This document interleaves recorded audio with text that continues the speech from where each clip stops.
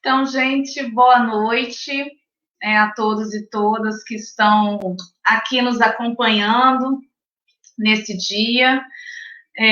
Boa noite aqui às colegas, companheiras aqui dessa mesa de hoje, a professora Clarice Kassab, da Universidade Federal de Juiz de Fora, e a professora Beatriz Corsino, aqui da Universidade Federal Fluminense. Hoje a gente vai dar continuidade ao nosso projeto de extensão, as expressões da questão social no contexto da pandemia, da Covid-19, e os desafios ao seu enfrentamento, né? Vamos hoje refletir sobre a temática das infâncias e juventudes e seus territórios, e os desafios que esses jovens e essas crianças enfrentam em tempos de pandemia. Quero agradecer imensamente o apoio do Centro Acadêmico Josi Ramos, aqui na figura da Malu, que está dando suporte hoje à nossa live, mas também o Douglas, que vem nos acompanhando e nos ajudando.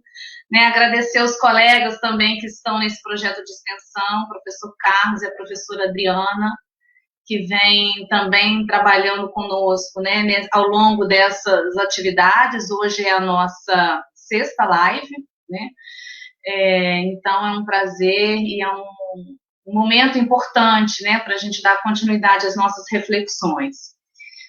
Nós acreditamos que esse tema ele é relevante, porque como a gente já abordou em outras lives, mas também como abordado por outros estudiosos e pesquisadores, o impacto da pandemia ela está relacionado às vulnerabilidades pré-existentes e que são determinadas aí pelo modelo hegemônico da nossa economia, capitalista. E aí, nesse sentido, são os territórios periféricos e os sujeitos que nele habitam, aqueles que tendem a sofrer de forma mais intensa, com os impactos dessa pandemia, em função do agravamento das expressões da questão social, e que ainda vai apresentar nuances diferentes aí, dependendo dos grupos sociais, por exemplo, relacionados aí à questão, da raça, da cor, de gênero, enfim, grupos sociais vão viver essa pandemia de forma muito diferenciada. E aí é nesses territórios periféricos que crianças e jovens, na sua maioria pretos e pobres, mas também os indígenas, os quilombolas, os LGBTQI+, que sofrem cotidianamente com os impactos da Covid. Portanto, falar dessas dificuldades, e os desafios para enfrentá-las é um pouco do tema que a gente vai abordar hoje. E aí, para fazer essa discussão, a gente tem a participação das colegas que compõem o Núcleo de Infância, Juventude e Políticas Públicas, a professora Beatriz e a professora Clarice, que vai nos ajudar e contribuir conosco nessa reflexão. Para começar, eu vou passar a palavra, então, primeiro para as meninas, para elas darem a boa noite, e para depois a gente, então, começar. Vocês querem apresentar, dar boa noite, fazer alguma consideração inicial? Boa noite, Juliana, Clarice, demais pessoal aí que está assistindo a gente, Eu também queria agradecer o convite e a participação aí do CA, dos estudantes, Esse é um momento tão complicado que a gente está vivendo, e que bom que a gente está criando aí estratégias para estarmos juntos, mesmo que dessa forma virtual, Eu tenho um carinho aí também pelo serviço social, que foi a primeira turma que eu dei aula na UF, quando eu cheguei, foi para a turma de serviço social. E agradecer aí a Juliana pela parceria, do Nijup. Ano passado a gente fez um evento lindo no auditório, 200 pessoas, E agora a gente conseguiu, Clarice infelizmente não pôde ir, mas agora a gente pôde trazer Clarice de uma forma virtual para estarmos aqui juntos. Então é um prazer estar aqui essa noite, espero que seja, que renda bons debates e boas discussões para a gente pensar a infância e a juventude. Bem, boa noite, Boa noite a todas e todos. Eu também queria fazer meus agradecimentos, agradecer a professora Juliana, que é parceira aí de uma trajetória que já vai de 15 anos, Parceira de trabalho e de vida também. Agradecer pelo convite, agradecer ao centro acadêmico também, né, pelo apoio, né, reforçar o que a professora Bia falou, né, acho que esse momento é um momento que a gente precisa cada vez mais colocar em discussão, em debate, né, essa temática, né, e pensarmos, né, quais são esses sujeitos que são mais atingidos, né, pela pandemia, né. Queria também dizer que é uma alegria poder estar de novo com a Bia, né, a gente esteve juntas, né, 2 anos atrás, né, durante o 3º colóquio do NUGEO, né, e estamos juntas novamente agora virtualmente, né, então é sempre bom ampliar esses diálogos também, né, e também dizer que eu fico contente aqui, né, de participar de uma conversa totalmente feminina, né, assim, bom ver, né, mulheres conversando, né, e assumindo um papel de destaque, né, e de representatividade importante. Né? É isso. Tá bom. Vou aqui também agradecer a participação, né, dos colegas aqui que estão acompanhando essa live, a Suzana Libarte, que também é uma professora que compõe o Unijup conosco, lá da Universidade de Alagoas, outros colegas aqui, alunos, pessoas queridas que estão nos acompanhando, informar que as inscrições, né, para o certificado, elas precisam ser feitas através do link que está na descrição dessa live, então é só clicar lá, preencher os dados, que amanhã vocês já receberão o certificado de participação nessa atividade. Bom, então, para começar, eu vou chamar aqui para começar essa conversa com a professora Clarice Kassab, né, que ela é geógrafa, doutora em Geografia pela Universidade Federal do Rio de Janeiro, professora do Departamento de Geografia da UFJF e coordenadora do Programa de Pós-Graduação em Geografia também, né, na UFJF. Além de ser integrante do Unijup, é coordenadora do Núcleo de Estudos e Pesquisa em Geografia, Espaço e Ação, que é um NUGEA, um núcleo importante que vem discutindo, né, no âmbito da geografia, entre outras coisas, a temática da juventude. E, atualmente, ela desenvolve um projeto de pesquisa e extensão que vem pensando a relação do jovem e a cidade a partir de algumas mediações que atravessam a vida desses jovens, e aí por meio da produção, uso e apropriação que esses fazem da cidade. Então, professora Clarice, fique muito à vontade, as pessoas também podem interagir pelo chat, eu vou acompanhando aqui, e aí, ao final da fala das professoras, a gente abre para uma conversa, tá bom?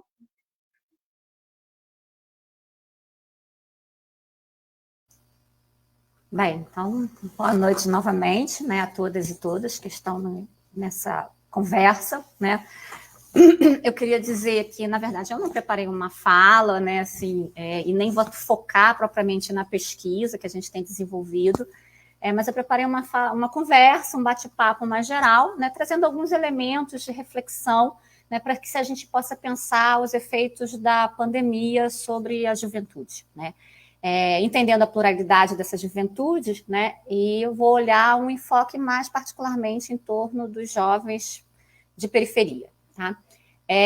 Queria também reforçar, né, que eu sou professora do curso de Geografia, né, então minha formação é em Geografia, então, portanto, eu vou fazer uma conversa que traz essa dimensão do espaço, né, através do território, como uma dimensão que, do meu ponto de vista, é essencial para compreender as juventudes e os jovens, né, e pensando os jovens como sujeitos sociais, e é dentro desse contexto que eu vou trazer essa discussão, né. Bom, é uma coisa muito engraçada, porque eu estou falando para mim mesma, né, mas vamos lá, né. Bom, se a gente pode pensar, né, que os jovens não são, né, o grupo de maior risco do vírus da Covid-19, certamente são esses jovens os mais vulneráveis a esses efeitos imediatos e de longo prazo da pandemia. Ou seja, se não é o jovem o grupo de risco, né, de contágio e óbito, ele é, sem sombra de dúvida, e eu acho que não é exagerado a gente dizer isso, né, que são eles que vão sofrer os impactos de forma mais brutal, especialmente quando a gente pensa isso a longo prazo, né? E não os jovens de uma forma geral, né, ou talvez num recorte mais agudo em torno dos jovens que se encontram em situações mais vulneráveis, né, e que já se encontravam nessa situação mais vulnerável antes mesmo da pandemia, tá? Mas a gente também não está aqui culpando o vírus, né? o que o vírus faz e o que a pandemia nos tem mostrado é que ela apenas escancara e aprofunda as perversidades com que esse modelo econômico tem alcançado parte significativa dos jovens no Brasil e também no mundo, né, acentuando as desigualdades de oportunidades que importante parcela da nossa população experimenta diária e cotidianamente em suas vidas, né? Desigualdades como, por exemplo, né, a precarização dos seus trabalhos, né, e aí a gente vê durante a pandemia um aumento expressivo, né, do que a gente chama de uberização, que cada vez mais envolta, né, na ideologia do empreendedorismo, né, hoje ganha uma roupagem nova na pandemia, né, que é o reinventar-se, né? Desigualdades que também se expressam no acesso a uma educação e uma saúde de qualidade, que no contexto de pandemia se torna ainda mais agudo, mais profundo e mais perverso, tá? E também desigualdades no que se refere, por exemplo, ao acesso ao saneamento, né, que por razões evidentes, numa pandemia, é uma desigualdade muito mais cruel, tá? E há um conjunto de outras desigualdades socioespaciais que estão inscritas nos territórios desses sujeitos, tá? Então, quando, por exemplo, algumas pesquisas, como a que foi desenvolvida pelo professor Jorge Barbosa, da UF, né, vai espacializar as ocorrências de óbitos, espacializar as ocorrências e óbitos, né, na escala intraurbana da pandemia, né, da contaminação por coronavírus, a gente percebe que esse vírus vai se moldando, acompanhando as características das desigualdades socioespaciais e desvelando os impactos da pandemia, tanto no tecido urbano, quanto também revelando o caráter social dessa pandemia, né? E, portanto, a gente não está falando apenas, né, de uma doença, né? A gente está falando de uma doença que explicita claramente a sua dimensão social, tá? E aí, nesse aspecto, né, a gente sabe que são as periferias das nossas cidades onde os efeitos dessa pandemia se evidenciam ainda mais sobre o território, tá? Em função, né, de condições precárias, historicamente já presentes nesses territórios, como, por exemplo, de moradia de adequadas, de infraestrutura básica, de equipamentos de saúde, lazer, enfim, há todo um conjunto de oportunidades existentes na cidade e que se encontra de forma mais vulnerável e precarizado nesses territórios, tá? Territórios que, historicamente, são atravessados por condições estruturais de desigualdades, que são desigualdades tanto de classe, mas também são desigualdades de raça e de gênero, tá? Bom, pensar quais são os efeitos disso sobre os jovens, né, é pensar também como é que esses jovens vivem situações de maior vulnerabilidade, tá? E aí, a primeira coisa que eu queria alertar, né, é que os efeitos do que nós estamos vivendo hoje, né, durante essa pandemia, vão se estender num tempo longo das nossas vidas, e especialmente da vida desses sujeitos que hoje são jovens, tá? E o outro aspecto importante de destacar é que nós estamos apenas engatinhando nos nossos esforços de compreensão do impacto da pandemia sobre a juventude, né? E quando eu estou falando de juventude, né, no Brasil, eu estou falando de 23% da população brasileira, né? É um percentual muito alto. Nós nunca tivemos uma população tão jovem na nossa história como temos hoje, tá? E embora a gente esteja apenas engatinhando no entendimento e na compreensão dos efeitos dessa pandemia sobre essa juventude, sobre esses 23% da nossa população, algumas pistas já podem ser elencadas, né, inclusive como resultado de pesquisas que estão sendo desenvolvidas em grupos de pesquisas, universidades, conselhos e etc. Então, eu trouxe, por exemplo, uma pesquisa que foi realizada esse ano, em maio, pelo Conjuve, com 33 mil jovens, né, que pesquisa essa que diz que 34% desses jovens que foram entrevistados estavam pessimistas em relação ao futuro deles. E 7 em cada 10 desses jovens, né, estavam pessimistas em relação à economia. Portanto, nós estamos falando de jovens, né, que experimentam nesse momento da sua vida sentimentos agudos de medo, insegurança e ansiedade. Medo da morte, né, evidentemente, né, medo e insegurança profissional, financeira e do próprio futuro, tá? E o que é mais cruel é que parece que eles têm razão, motivos suficientes para terem medos e se sentirem seguros. Segundo uma pesquisa da Organização Internacional do Trabalho, na região da América Latina e Caribe, existem hoje 9,4 milhões de desempregados jovens, sendo que 23 milhões de jovens também não estudam, não trabalham e não estão em processos de treinamento e formação. E mais de 30 milhões de jovens na América Latina e no Caribe só conseguem emprego informal. Esses jovens representam 1/5 dos jovens da região da América Latina e do Caribe. Também, conforme a Organização Internacional do Trabalho, 1 a cada 6 jovens menores de 29 anos ficaram sem emprego durante a pandemia. A taxa de desemprego mundial em 2019, que era de 13,6%, já era a maior do que em qualquer outro grupo populacional. Isso em 2019. Tá? No Brasil, segundo o IBGE, a média nacional de desemprego entre jovens de 18 a 24 anos foi de 27,1%, dentre os quais a maior taxa de desemprego se encontra entre as mulheres, autodeclaradas pretas ou pardas, com ensino médio incompleto. Né? Portanto, há também nessa vulnerabilidade dos jovens um recorte importante que precisamos pensar relacionados a gênero e raça. Ainda conforme aquela pesquisa que eu mencionei do Conjuve, né, 27% dos jovens pesquisados perderam um emprego durante a pandemia e 50% tiveram uma redução da renda familiar, o que implicou que 3 a cada 10 jovens fossem obrigados a procurarem uma complementação de renda. E 6 em cada 10 deles tiveram algum membro da sua família próximo cadastrado para receber a renda básica emergencial. Se a gente adiciona a esse cenário, né, a variável de cor, essas disparidades são ainda mais graves. Né? Dos desempregados, por exemplo, 31% eram pretos e 29% eram pardos. O percentual de jovens que possuíam desktop e notebook para realizarem essas suas aulas virtuais era muito menor entre os jovens negros do que entre os jovens brancos.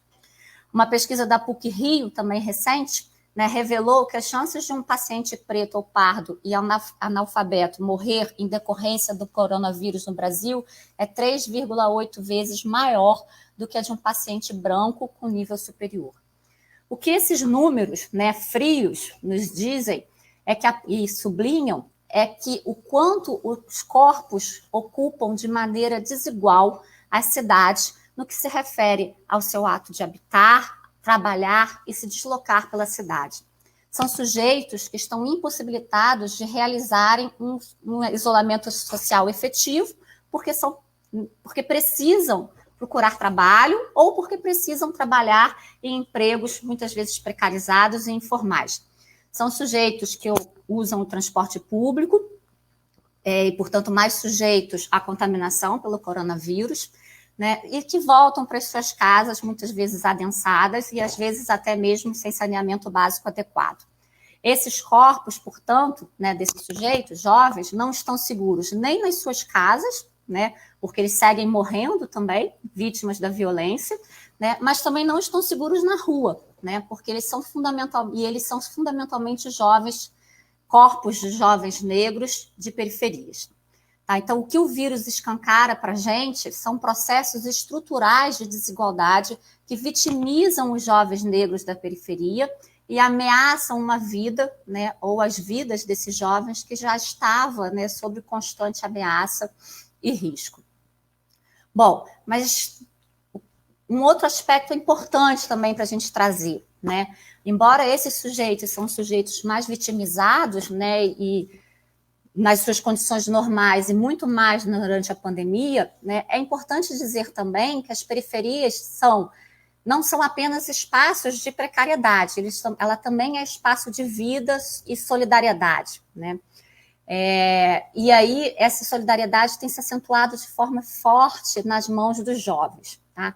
Isso porque, né, a gente entende, é um pouco dentro de um debate que a gente tem feito e se situado, né, é que esse espaço, né, ou esses territórios periféricos, eles são os territórios onde se expressam com mais agudeza as desigualdades, mas também são lugares de vida, são lugares de experiências, de desconstrução de práticas coletivas, né, que são as chamadas práticas daquilo que o Milton Santos chama de horizontalidade, né, em que o cotidiano territorialmente partilhado vai criar normas próprias fundadas num princípio de similitude, complementariedade e existência solidária, tá? Princípios esses que são resultantes da vizinhança, da coabitação e da coexistência do diverso, já que nós também assumimos, né, que o espaço é um espaço de multiplicidade, de diversidade e da ação de diferentes sujeitos que, nas suas práticas diárias e cotidianas, produzem o espaço, tá? Essa solidariedade horizontal vivenciada nas periferias é experimentada, e constantemente renovada através de ações corpóreas e relacionais, que vão se dar, sobretudo, na dimensão do território, tá?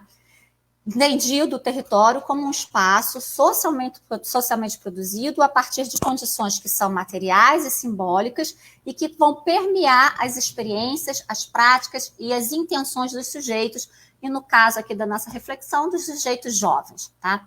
É no vínculo territorial, né, que esses jovens também vão encontrar a força para habitar a cidade, né? É nesse vínculo territorial que esses jovens também se colocam no movimento de direito, né, à cidade e de pertencimento a esta cidade, né? E teimam em existir, resistir e colocar-se como sujeitos visíveis e produtores do espaço, tá? Bom, então, se o jovem da periferia é também o produto da relação social, ser um jovem da periferia é também o produto, né, de uma relação social marcada pela desigualdade territorial, de gênero, econômica, etária e racial. Desigualdades que estão nos seus corpos. Mas é mais do que isso, né? Ser um jovem de periferia é também o resultado de práticas inventivas de vida e de existência, que vão se definir, né, apenas no bojo de uma imbricada teia de relações que vão se modificar no espaço e no tempo, e que, consequentemente, vão alterar também a própria condição juvenil desses sujeitos. Então, a forma como esses jovens experimentam o território, né, e vão traçando relações com esse território, se altera no tempo e no espaço, modificando, inclusive, a forma como esses jovens experimentam a sua condição de ser jovem. E é aí, nessa chave de análise, que a gente pode pensar quais são os efeitos da pandemia, né, para a construção dessas novas experiências juvenis diante, né, das inflexões que a pandemia nos coloca, né, coloca na vida desses jovens e acirra as contradições e as desigualdades que eles experimentam, tá? A pandemia vai colocar, né, a esses jovens o desafio de forjarem novas estratégias, né? Estratégias que são também de solidariedade, de reforçar laços de sociabilidade, de pertencimento ao território, de pertencimento à cidade, né? Estratégias de resistência, né? E estratégias de visibilidade também na cidade, tá? No cotidiano das suas vidas, né, esses jovens vão experimentando a cidade e se colocando como sujeitos portadores de desejos, de ações, de intencionalidade, né? São esses jovens, portanto, né, que nas nossas ações lá no NUGEA, nas nossas pesquisas, nos nossos projetos de extensão e também, né, na nossa escolha política, né, são esses jovens que renovam também nos nossos estudos a esperança em meio a tantas dores que nós estamos vivendo, né? Mas eu queria dizer que não é uma esperança no sentido de depositar neles a responsabilidade sobre o futuro, né? Que é uma construção, né, uma representação da juventude, do meu ponto de vista, equivocada, né? Mas é uma esperança que se orienta por uma utopia, né, da construção de novas relações que sejam capazes de produzir um outro espaço, né? Um espaço que seja capaz também, em si, de produzir novas formas de relação com a cidade, com o outro, né, e com a própria juventude, tá? Então, embora, o que eu queria dizer aqui é que, embora, né, as condições da pandemia acirrem as contradições, as desigualdades e os problemas dessa juventude, de viver essa experiência juvenil, né, essas condições também são marcadas por contradições que vão reforçar, né, laços de solidariedade, laços de inventatividade do território, de criatividade e de potência, né? Basta ver, por exemplo, as inúmeras campanhas que estão acontecendo, né, nas periferias das nossas cidades, que são campanhas de solidariedade, capitaneadas aí por jovens, movimentos sociais, organizações populares, universidades, etc., né, que vão estabelecendo relações de horizontalidade que certamente vão forjar a juventude desses sujeitos nas periferias, desses sujeitos jovens, né? E eu acho que, para além das precariedades, né, é preciso que a gente esteja atentas e atentos a essa dimensão, né?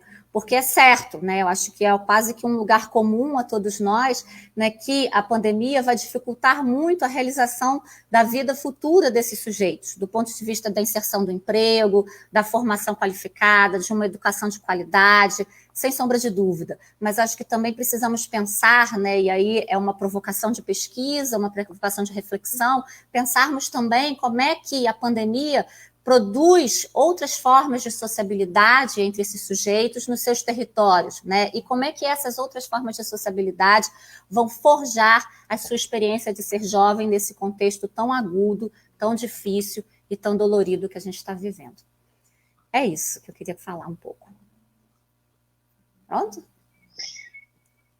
Sim, obrigada, Clarice, pela sua fala, chamando a atenção, né, da gente para essa dimensão territorial, né, que vão expressar aí essas imensas desigualdades que a gente vive. Vou deixar, assim, para a gente conversar depois, né, e só trazendo aqui alguns comentários, né, do Paulo e da Joyce, né, que pontuaram que, de fato, então, a gente não está, né, no mesmo barco, né? Estamos e vivenciamos essa pandemia de forma muito diferenciada em função das várias desigualdades que você aqui pontuou, né? Inclusive uma desigualdade que perpassa pelo nosso corpo, né, e do espaço onde a gente reside. Quero mais uma vez agradecer aqui a presença dos colegas, né, dos colegas professores, aqui a professora Leda, a professora Liliane, o professor Júnior, que também faz parte, né, do nosso núcleo, ex-alunos aqui, a Thaís, colegas, amigos, o Cláudio, e vários alunos que estão aqui, os alunos da professora Leda, da disciplina de Política Social, que vão poder também contribuir com a gente para pensar esses enfrentamentos aqui no debate, na hora do debate, né, por meio das políticas sociais, né, e como que nós, e aí os profissionais que estão, que atuam no âmbito das políticas sociais, como que a gente pode, a partir dessa colocação, né, dessa discussão que a Clarice trouxe, da dimensão territorial, desse território também como espaço de resistência, né, como que nós, assistentes sociais, e aí os psicólogos que estão, né, que estamos no âmbito das políticas sociais, a gente também pode potencializar isso. E aí eu trago essa questão depois para a gente conversar no debate, né, só reforçando que as inscrições para obtenção do certificado estão no link aí na descrição dessa live, então é importante que vocês preencham para que possam receber o certificado amanhã, tá? Então eu vou chamar a professora agora Beatriz Porcino, né, que é a professora nossa aqui da Universidade Federal Fluminense.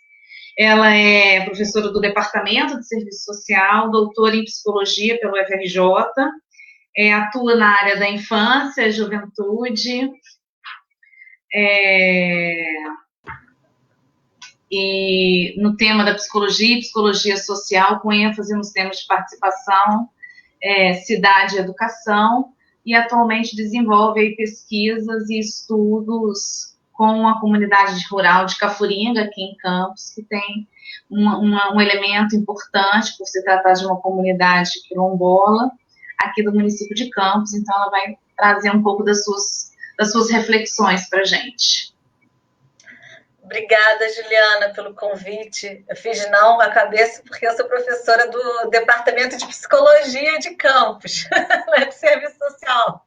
Embora eu tenha muitos amigos queridos e professores, colegas que eu admiro muito do serviço social, realmente O serviço social é um curso formidável, né? Que tem tanta trajetória tão importante na UF de Campos e que a gente trabalha tanto junto e nos espaços também políticos, né? E de discussão da universidade. Então, é um prazer, mais uma vez, estar aqui e agradecer, né, a Juliana por essa articulação do nosso núcleo.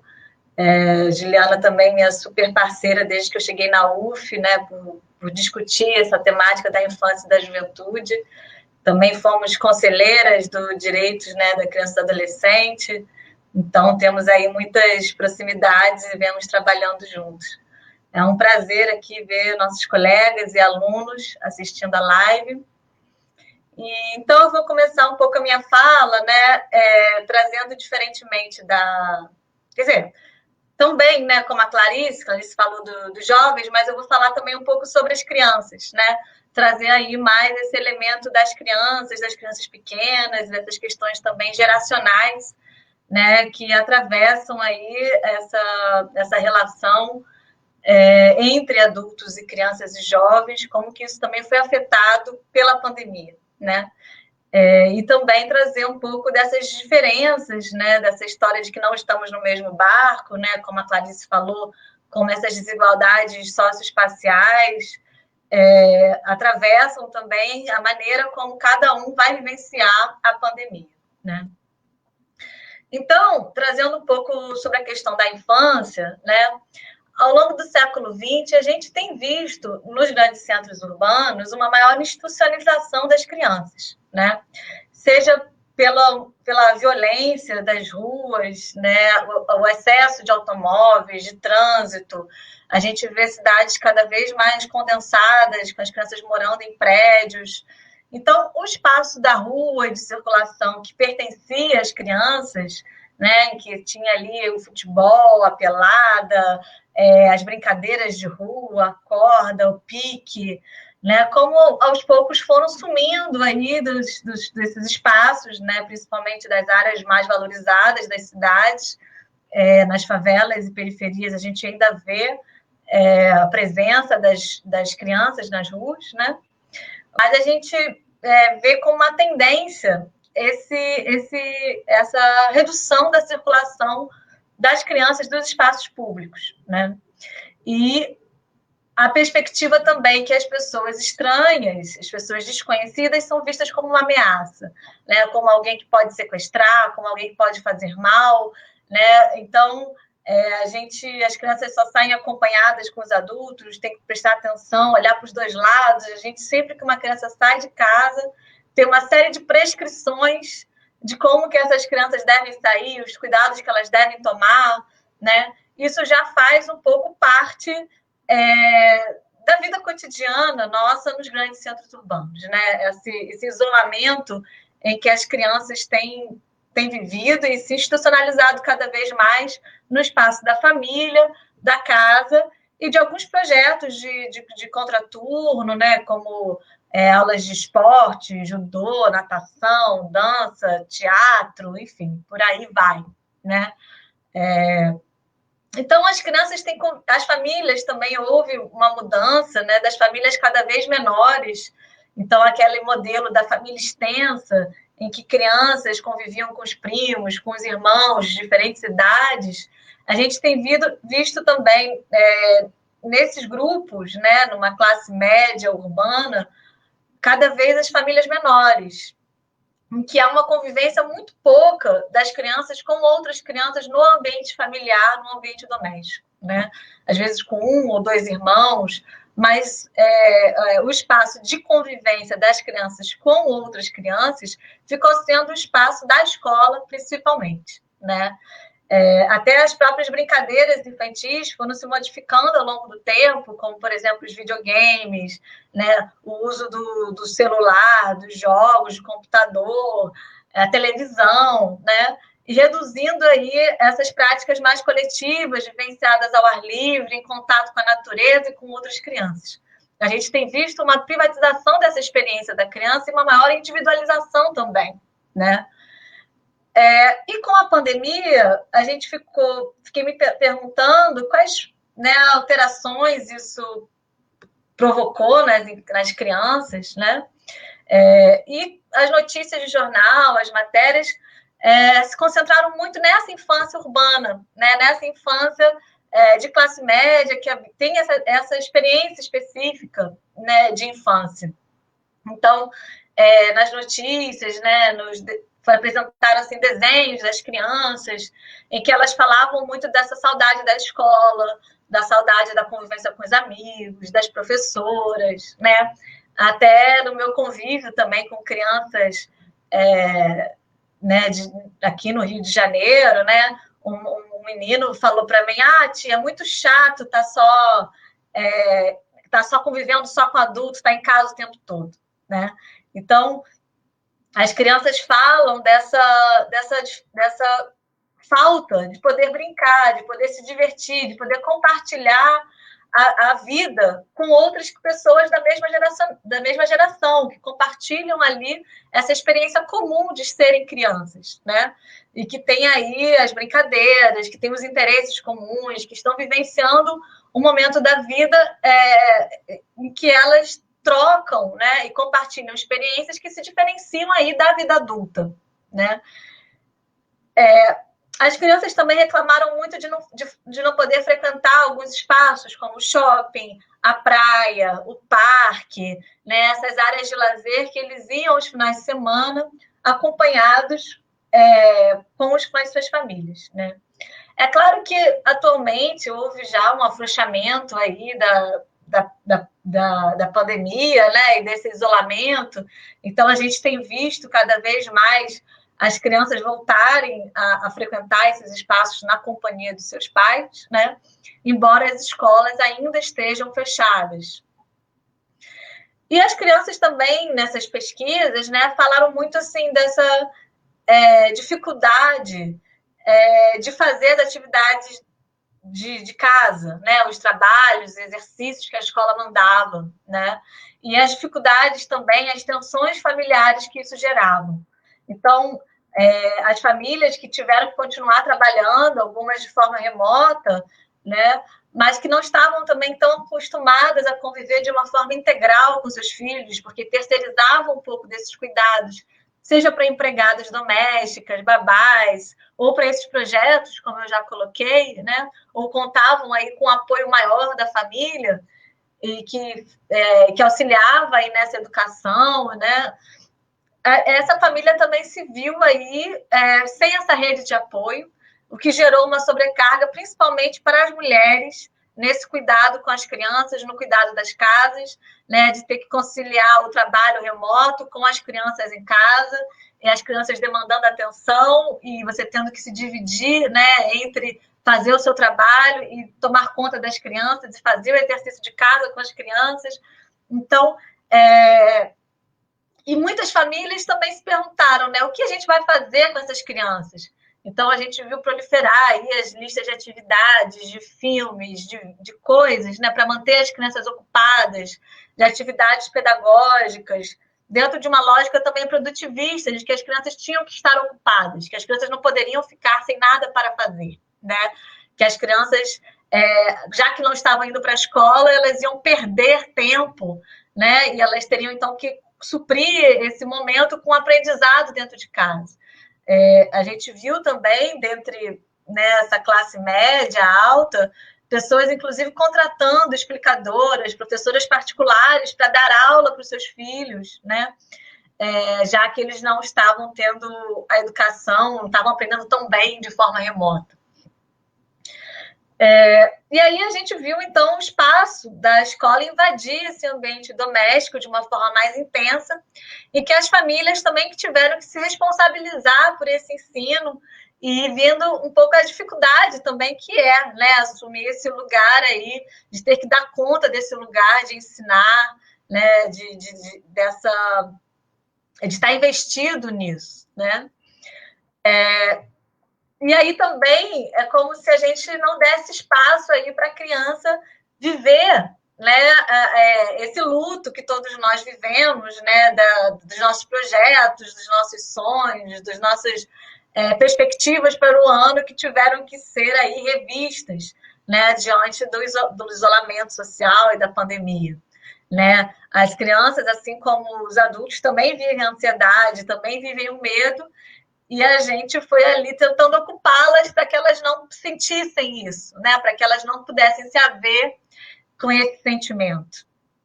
Por outro lado, os adultos que sempre se colocam, né, nesse lugar de protetores das crianças, de serem responsáveis, né, de serem as pessoas mais racionais, que vão tomar as melhores decisões, né, também se viram fragilizados e impotentes diante de um vírus que apareceu aí do outro lado do mundo e que afetou a vida de todos, né? Interrompendo projetos, interrompendo sonhos, gerando desemprego, né? Gerando mortes, enfim, alterando aí radicalmente a rotina, né?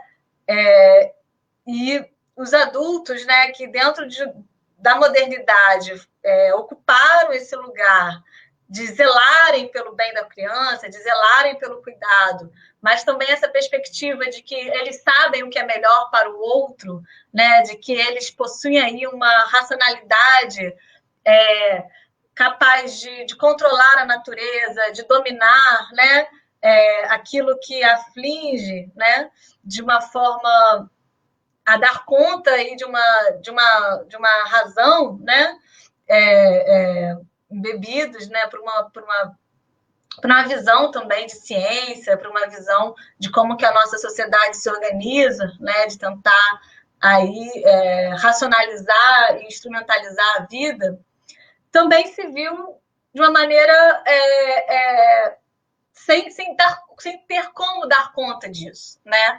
Os adultos também se viram aí impotentes, né, e vulneráveis a esse vírus, né?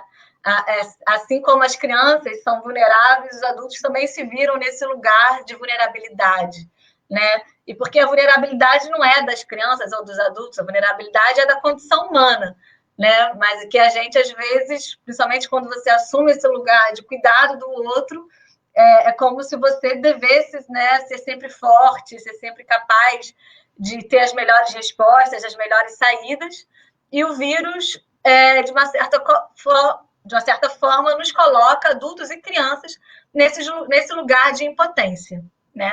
Nesse lugar de que há uma ameaça inesperada, imprevisível, né? Que a ciência não deu conta de ter as respostas, né?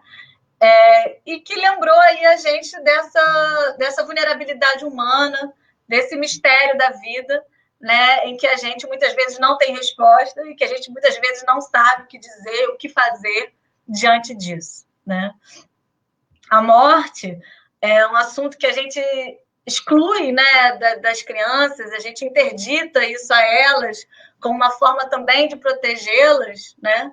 E a morte passa a estar presente nos noticiários, né, nas mesas de jantar, nos assuntos antes de dormir, seja pelo medo, pela ansiedade desse assunto estar tão presente, seja pela experiência do luto também, daqueles que perderam a morte, né, perderam alguém próximo, né, que morreu por causa da pandemia. Então, a morte, que foi um assunto tão excluído aí dos temas a serem falados com as crianças, até mesmo por ser um tema difícil dos adultos também falarem, né? Passou a assombrar a casa, a bater na porta, a se esconder debaixo da cama, assim como os monstros, né, atormentando as crianças e os adultos. Então, enquanto nas classes médias e altas a gente tem visto uma grande preocupação com a higiene, né? Isso de lavar as mãos o tempo todo, de trocar a roupa quando volta do mercado, de lavar as compras, de álcool em gel, máscara, essa preocupação exaustiva e muitas vezes necessária também para que você tente evitar a morte, evitar a contrair o vírus, né? E quando eu converso, né, com as crianças dessa comunidade rural, que eu trabalho em campos, em que a gente tem se visto, né, pouco por causa da pandemia, mas que a gente continua aí se falando por WhatsApp e tentando manter algum vínculo, elas me contam que a vida delas continua mais ou menos igual, né? no sentido de que elas continuam encontrando com seus vizinhos, elas continuam soltando pipa, brincando de baleba, né? Bolinha de gude, para quem não é de Campos, que continuam a fazer os seus carrinhos de madeira e a brincar com eles, a jogar bola no campinho. As crianças me enviam aí as fotos das festas de aniversário que elas tiveram na comunidade, as fotos dos amigos, de seus familiares, e todos sem máscara, né? Todos convivendo juntos, fazendo as atividades que elas já exerciam antes do Covid. É como se esse isolamento, né, essa preocupação tão grande que a gente tem pela segurança e pela manutenção da vida, isso não tem atingido elas da mesma forma, né? Por outro lado, essas queixas que as crianças de classe média alta colocam, né, de não poder frequentar o shopping, o parque, de não poder fazer viagem, de não poder frequentar os espaços de lazer, os espaços da cidade, a gente vê que essas restrições as crianças das áreas periféricas e da zona rural também vivem, né, no seu dia a dia, tendo pandemia ou não, né? A própria dificuldade de deslocamento pela cidade, de transporte público, né? Os equipamentos de lazer que são todos concentrados nos centros da cidade, então, que dificulta elas conhecerem e frequentarem esse espaço, né?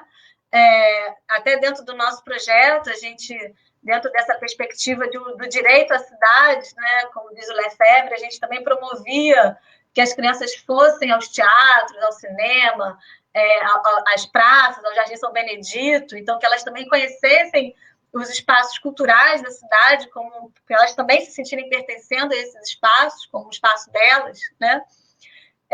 Mas na prática a gente sabe que Campos é tudo muito longe uma coisa da outra, e com o transporte público muito difícil, né, em que as crianças não têm também a gratuidade assegurada em vários, né, outros horários, de diferentes maneiras. Então, a gente vê que há aí esse isolamento que afeta a classe média e alta, né, não afeta da mesma maneira a classe periférica e popular, né, e rural, pelo menos na comunidade que eu trabalho, né.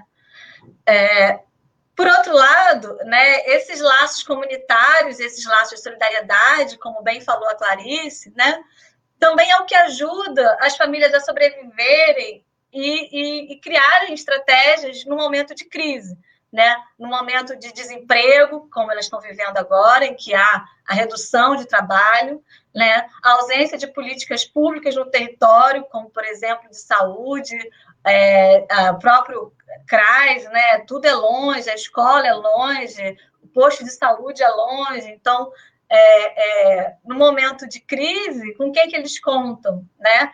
Com essa solidariedade, com essa proximidade da própria vizinhança, né? Por um outro lado, a gente poderia pensar, bom, eles estão lá isolados, então eles não vão contrair o vírus, né?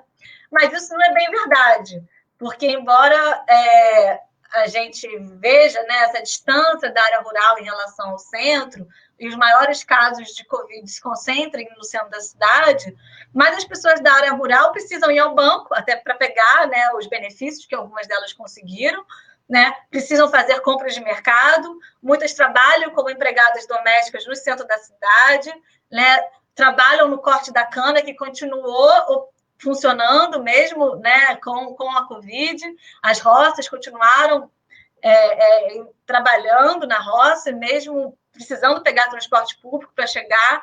Então, na verdade, elas também estão expostas aí à pandemia, né? E essa queixa, né, que a gente viu das famílias e das mulheres de uma sobrecarga dos trabalhos domésticos, de ter que cuidar das crianças, a gente viu na pesquisa que muitas vezes nas áreas rurais, quem cuidam das outras crianças são as jovens, né? Ou as meninas de 10, 11 anos, né, que cuidam das crianças de 4, 5, 6, né? E elas tinham aí também um tempo de descanso enquanto elas iam à escola, em que elas poderiam estar ali com outras crianças e aprender, né, brincar, estar junto com outras crianças da sua idade, né? Com esse momento de pandemia, muitas famílias que continuaram trabalhando, essa responsabilidade com a falta da escola ficou toda no colo aí das jovens e das crianças que tomam conta dos seus irmãos, né? Então, essa sobrecarga de trabalho também afetou as mulheres, mas também as crianças, né? Então, acho que isso é uma questão importante para a gente pensar, né? De como que essa ideia, né, de que o adulto cuida sempre das crianças, como essa também é uma ideia aí de uma certa classe social, né, de uma certa forma de vida que é das classes médias urbanas. Se a gente for ver nas áreas rurais, faz parte, né, você ajudar no trabalho doméstico, você ajudar na roça, você ajudar a cuidar da família, né? Todos ali têm funções e ajudam, né? Então, como é que será que isso afetou, então, as jovens, né? E as crianças?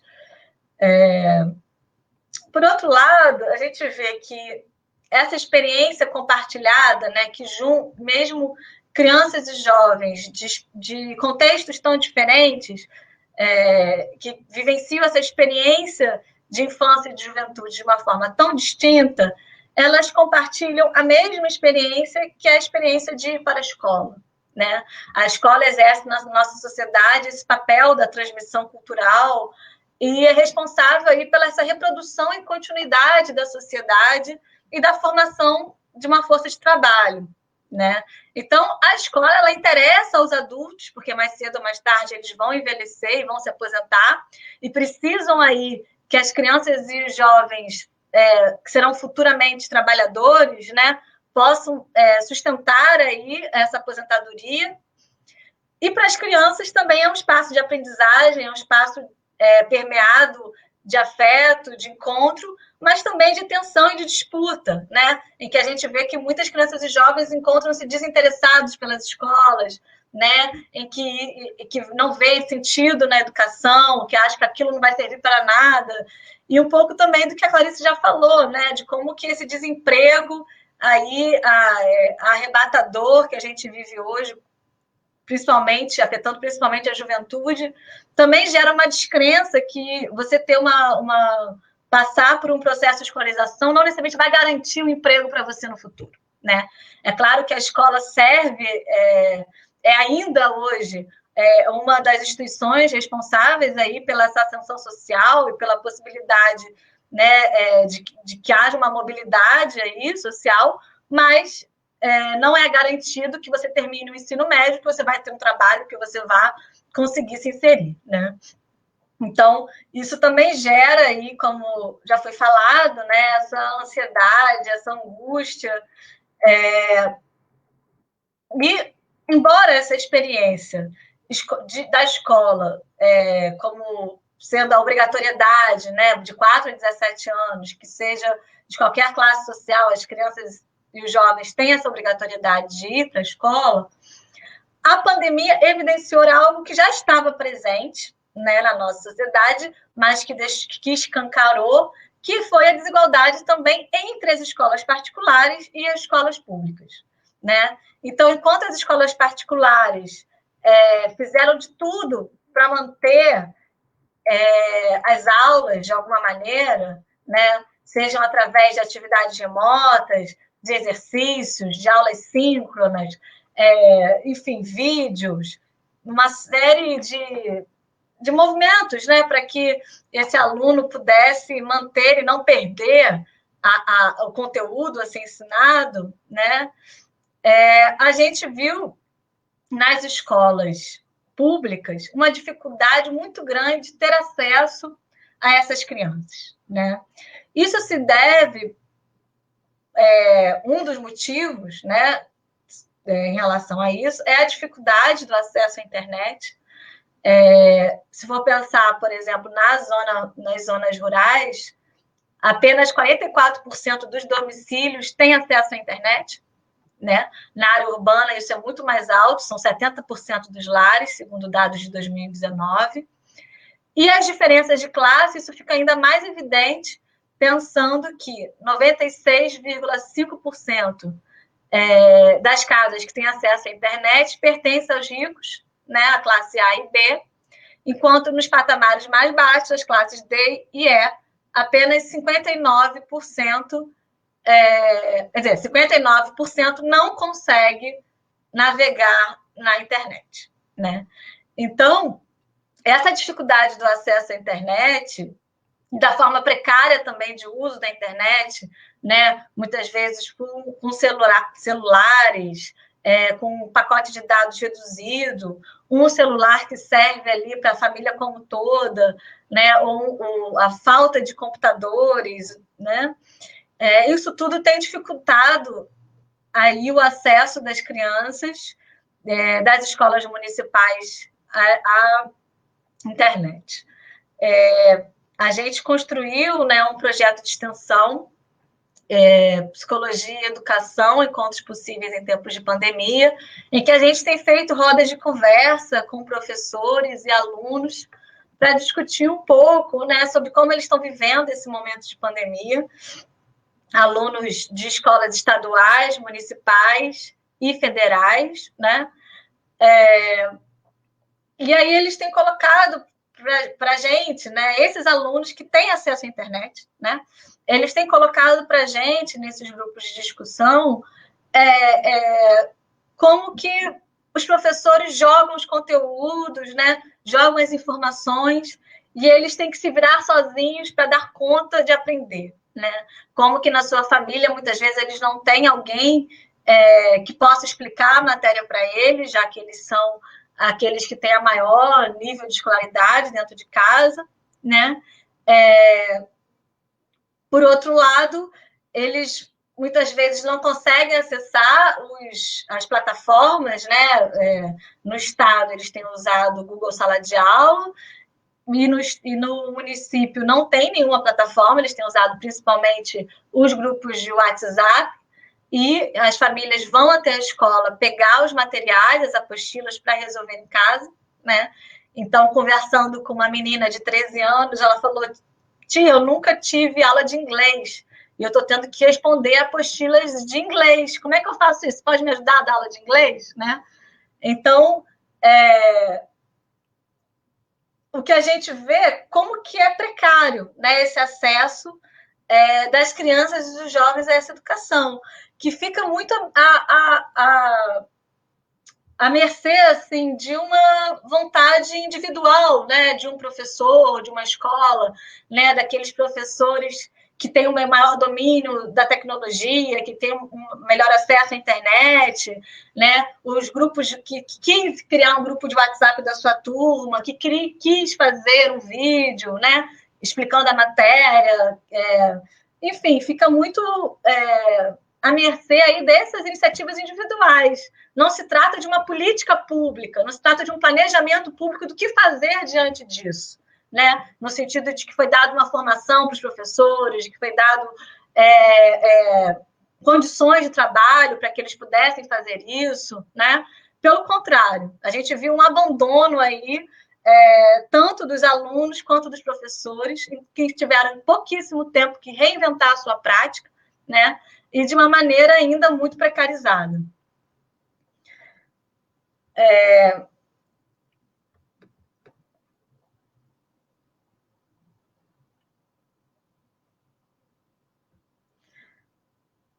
O que a gente viu também, conversando com as crianças, né, é uma dificuldade maior de acessar as crianças pequenas, porque os jovens, mesmo na área rural, a maior parte deles já tem um celular, né? Pode ser que não tenha crédito, pode ser que tenha um crédito limitado, né? Mas eles têm mais acesso à tecnologia. Agora, se a gente for pensar nas crianças pequenas, nas crianças de educação infantil ou do Fundamental 1, né, a gente vê que o acesso à tecnologia não se dá da mesma forma, né? Elas possuem aí uma fala também menos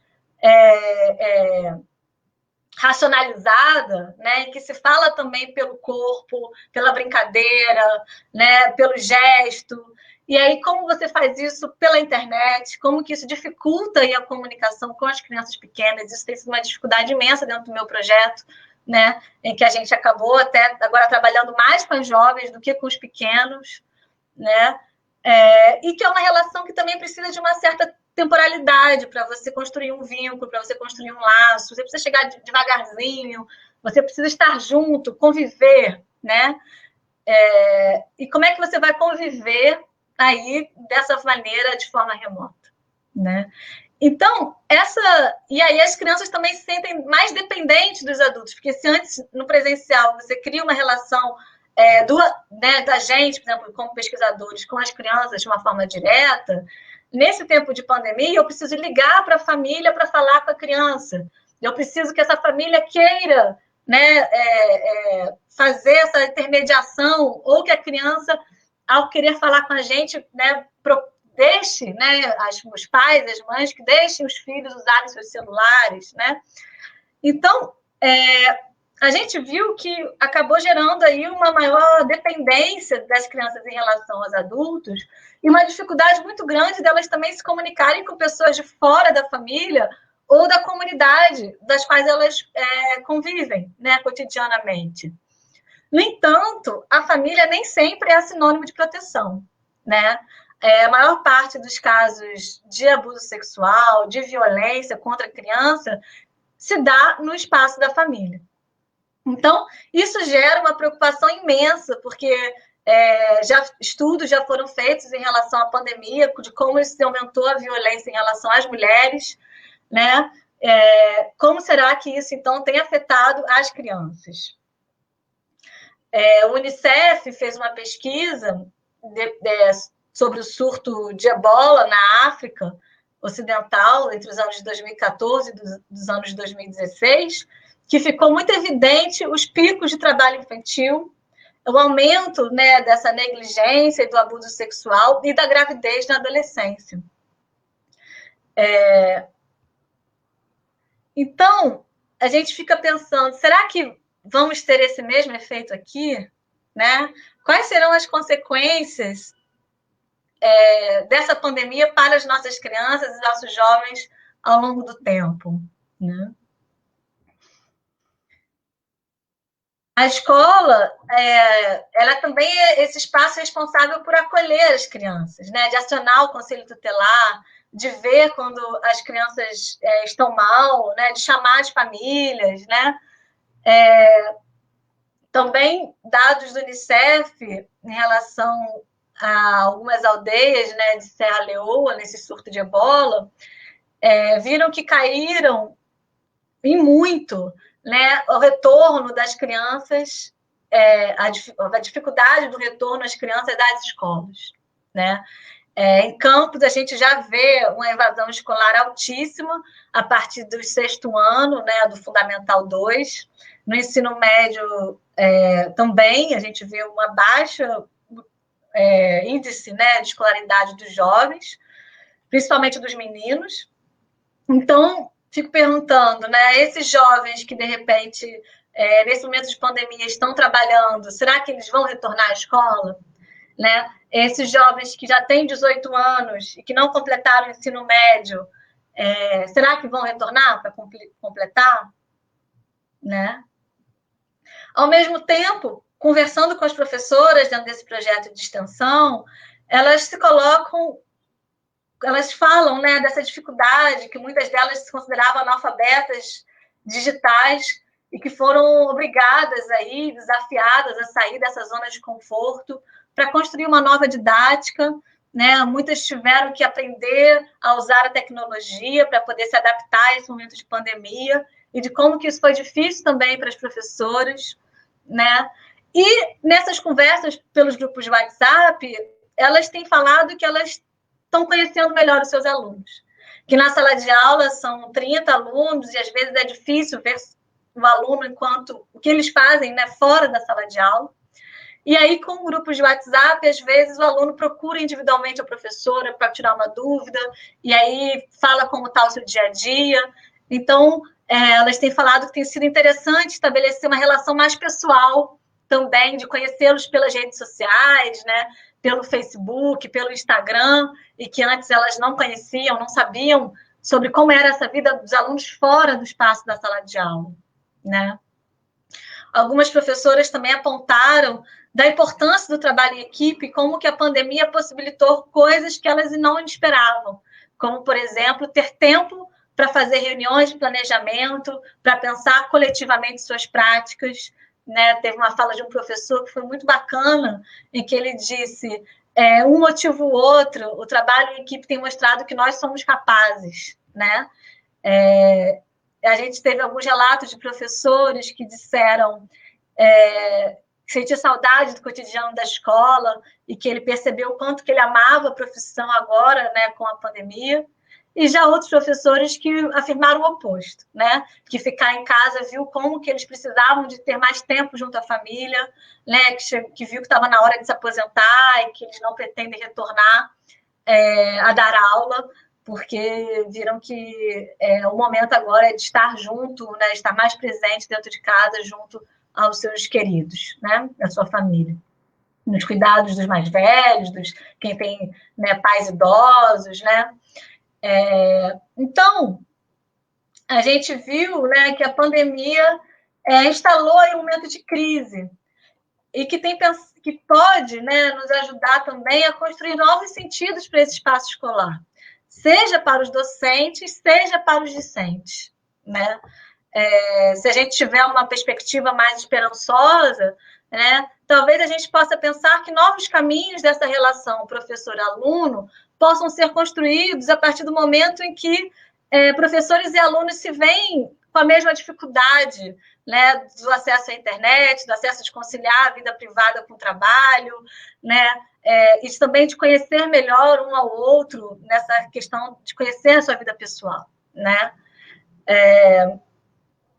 Talvez, né, a gente possa pensar aí junto com Paulo Freire nessa criação desse inédito viável, ou quando o Galeano coloca da utopia, né, que nos faz caminhar, né, e que a gente possa construir juntos aí saídas, adultos e crianças, professores e alunos, saídas coletivas, para a gente enfrentar esse movimento tão difícil, de tanta sofrimento, né, de tanta dificuldade que a gente está vivendo, né? Eu acho que a gente também ignorar esse momento e simplesmente botar todas as apostas na vacina, né, e que depois a gente vai poder resgatar tudo e um outro mundo e viver, né, como a gente vivia antes, né,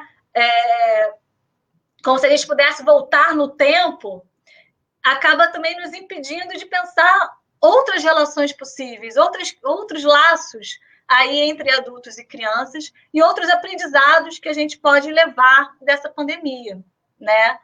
E, por outro lado, como a gente já falou, né, as desigualdades sociais não surgiram na pandemia, elas se aprofundaram na pandemia, né?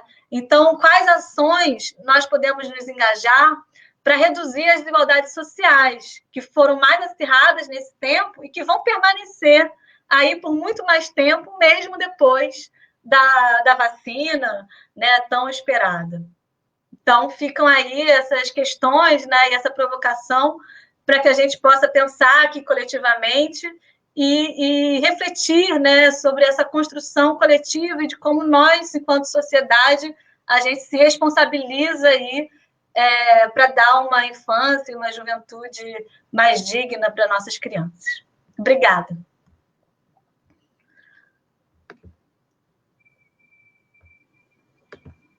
Obrigada, Beatriz, pelas suas colocações aqui. O debate no chat foi intenso, com muitas questões e muitos comentários, né, com relação às questões que você apresentou aqui, e que eu vou também pontuando agora nesse momento, junto com as questões que eu vou colocar também para a professora Clarice. Então, acho que a Clarice também podia entrar de uma vez, né, para a gente poder fazer o debate. Deixa eu posicionar minha câmera aqui para não ficar muito fora só com a minha metade aparecendo, né? Aqui, muitos parabéns a vocês, né, pela exposição, pela fala que vocês fizeram. E aí eu vou começar, então, retomando um pouquinho, né, da fala da Clarice, e primeiro dizer do meu ato falho com a Beatriz, né? Beatriz é professora de psicologia, mas a gente está tão próxima que é quase uma assistente social. E eu quase uma psicóloga, brincadeirinha, né? Cada um na sua área. Mas a gente tem um trabalho bem, bem próximo, né? Então, foi um ato falho. A Beatriz é professora do curso de psicologia, né? Quero também aqui destacar a presença dos assistentes sociais da Gerência de Serviço Social Escolar aqui da Prefeitura de Campos dos Goytacazes, muitos colegas assistentes sociais aqui presentes, né? Alguns da Secretaria de Educação e outros de outros espaços, né, profissionais. Bom, vou retomar um pouquinho, né, da fala da Clarice, assim, destacando uma questão que a Clarice coloca, que para mim ficou muito, muito forte, né, e que eu acho que tem ali os elementos para pensar algumas possibilidades do pós-pandemia, né, e trazer alguns elementos também de reflexão para o nosso compromisso enquanto universidade, né? Que a Clarice, ela traz essa questão dos territórios vulneráveis, né, que são perpassados pelas desigualdades, que tem ali a questão, né, que expressam, né, as diferentes desigualdades, inclusive de cor, de gênero, mas também expressam as condições de precarização, de saneamento básico, que mascaram as condições, né, que escancaram, na verdade, as condições de desemprego, aí aprofundados, né, da precarização do trabalho, aprofundados pelo desemprego, pela uberização, pela terceirização, né, que são territórios em que esses jovens, né, estão, jovens negros, e que lutam pela sobrevivência, né, cotidiana, mas que também são espaços de outras práticas de solidariedade, de resistência e de visibilidade, né?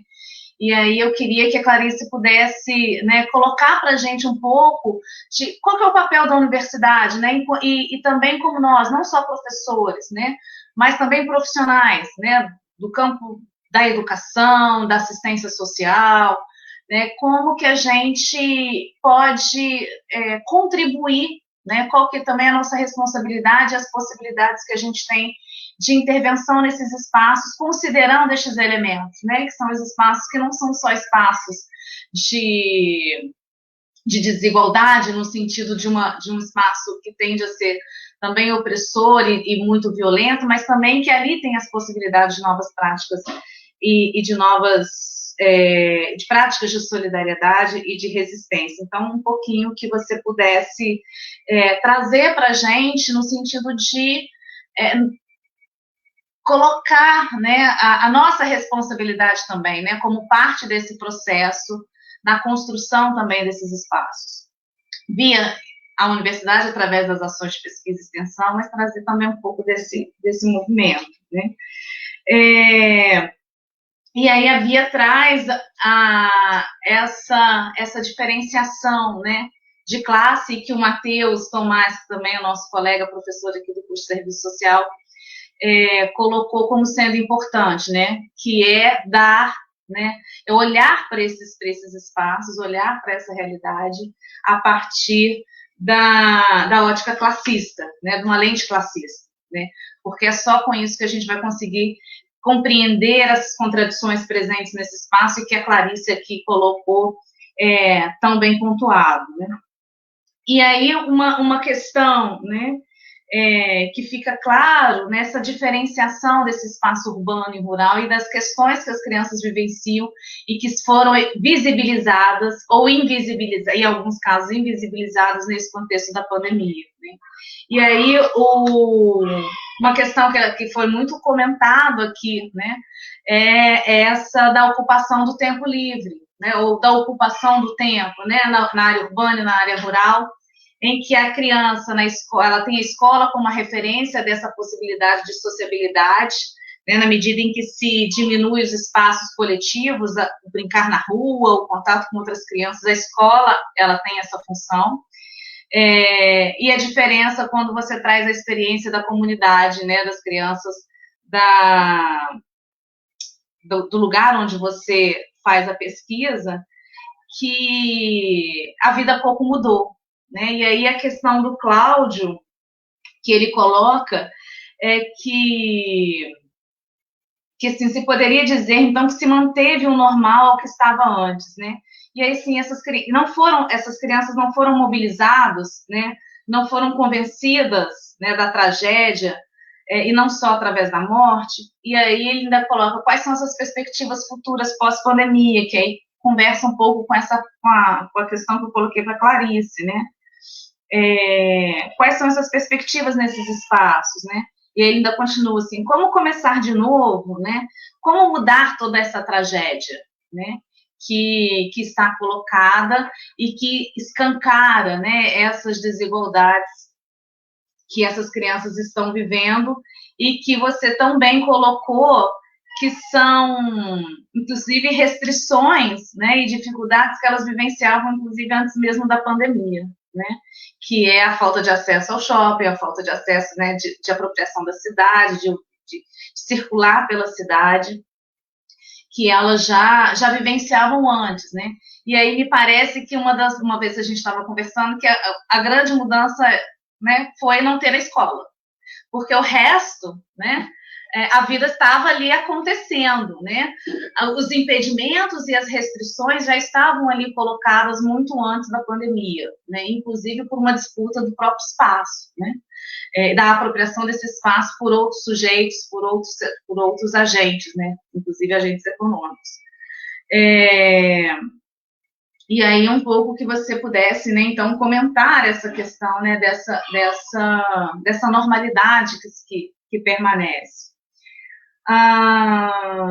E aí vem a discussão da questão da educação, e que eu acho que a Clarice também tem elementos importantes também para contribuir com o debate, né, a partir da pesquisa que ela vem fazendo com jovens cotistas na Universidade de Juiz de Fora, que é a questão do acesso, né, e o papel da educação nesse processo da pandemia, que a educação, a escola ainda é referência, né, para a sociabilidade, para a formação de crianças e adolescentes, e que vivem esse processo agora, né, na pandemia, de forma muito restrita e com muitas dificuldades, né, e aí umas dificuldades que vão desde o acesso, né, à internet, e aí eu gostaria, né, também de trazer o debate, que a gente pouco avançou na questão da democratização do acesso à internet, o debate foi ter acesso ou não a um chip, a um telefone, mas pouco se avançou no debate de uma democratização da internet, dos espaços, né, que possam, né, que a população possa acessar essa internet, que não pela via do mercado, mas também a dimensão pedagógica, né, que é das disciplinas e da forma como esse ensino ele passa a acontecer, sobretudo para a educação pública, né, que aí você tem um modelo, né, que se construiu para o ensino privado, e aí você tem uma série de problemáticas que são vivenciadas no âmbito do ensino público, e aí o Júnior, ele coloca, né, o Paulo Júnior traz um pouco desse debate, que é também com relação às metodologias, né, e que a Bia reforça o tempo todo, do abandono das crianças, mas também dos professores, né, que é essa preparação da forma como esse ensino ele passa a ser desenvolvido, sobretudo para a escola pública, né, e aqui em Campos a gente tem uma diversidade, né, imensa, e um formato que muitas vezes é um formato que pouco atende a uma demanda, né? Não atende às expectativas do aluno, não atende à necessidade da formação das habilidades e desenvolver as habilidades, ocupa o tempo, não, né, em pseudo-ocupação de tempo, porque essas crianças não têm acesso, ou seja, é algo que pouco funciona, né? No que se refere a esse processo da educação, pelas várias questões que eles colocam. E aí uma colega ainda coloca, que agora eu me perdi o nome, que ainda tem a questão dos adolescentes que cometeram um ato infracional, né? Que também estão ainda mais invisibilizados nesse processo, né? Que estão nos centros de internação e que estão, nesse contexto da pandemia, também ainda expostos a uma situação cada vez mais precária. Bom, aqui, enquanto eu fui falando, foi aparecendo uma série de outras questões aqui com relação à interseccionalidade, né, para pensar essas questões, a importância de se pensar, né, pela lente também da raça, de crianças, né, pobres e negras, que são mais prejudicadas. Eu acho que é isso. Bom, foram essas questões aqui que foram colocadas, e também só mais uma do Assis, né? Que o Assis, ele traz essa questão da educação e das dificuldades que a Bia colocou especificamente para as crianças e adolescentes, mas ele traz também para a universidade, né? Que também a universidade vive esse contexto da precarização e seus alunos vivem essa situação. E, então, que ela é uma questão que ela atravessa todos os segmentos educacionais. Bom, foram essas questões que foram aparecendo aqui, que eu pincelei, para que a gente possa conversar mais um pouquinho.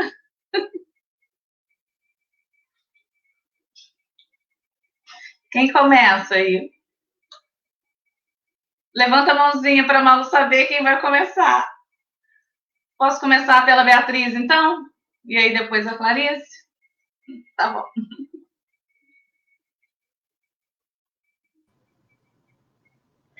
Obrigada, Ju, pelo apanhado aí. A gente fica falando, olhando para a gente mesmo, a gente não consegue ler o chat enquanto fala, né?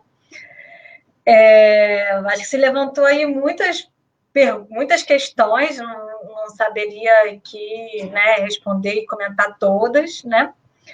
Mas sobre essa discussão, né, se manteve o normal que estava antes na comunidade rural, né, que eu trabalho. Eu falo dessa comunidade em específico, mas eu acredito que também não seja uma situação específica dessa, né? Eu acho que essa comunidade aí fala também de outros espaços periféricos em que as pessoas não tiveram a possibilidade de ficar, né, em isolamento social, né, seja porque precisaram trabalhar, né, como uma jovem mesmo falou, né, se o campo não planta, a cidade não janta, né, então, de uma certa maneira, as atividades tiveram que continuar ocorrendo, né, os serviços da cidade, né, não pararam, então tem trabalhadores que estavam trabalhando para outras pessoas poderem fazer esse isolamento, né? Então, e como também foi colocado essa questão da interseccionalidade, né? Certamente essas pessoas têm cor, têm raça, né? Tem uma classe a qual pertencem, né? Um território que habitam, né? Como no nosso país essas coisas se dão de uma forma muito articulada, né? Então, certamente, se a gente for ver dessas crianças que eu estava falando, que pertencem a essa classe média, alta, né? Que